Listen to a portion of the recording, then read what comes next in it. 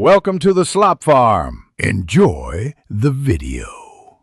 You begin by signing into your Google account, then open a new Colab notebook so you can run code immediately.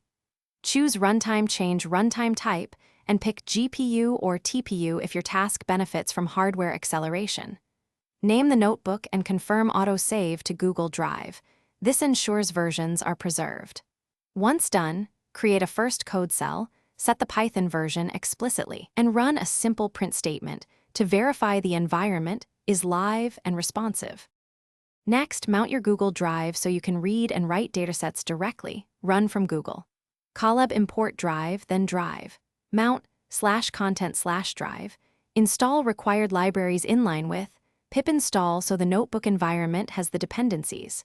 Use cell magics like %cd to change directories and %ls to inspect files, and use wget or curl to fetch remote resources.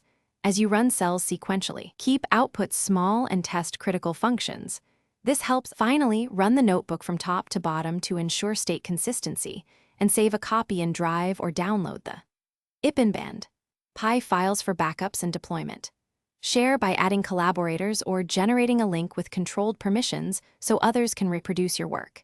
If the kernel disconnects or runs out of RAM, restart the runtime and rerun necessary cells, and if packages conflict, create a clean notebook or reinstall specific versions using pip install package == x, y, z. That single restart often resolves state or memory issues.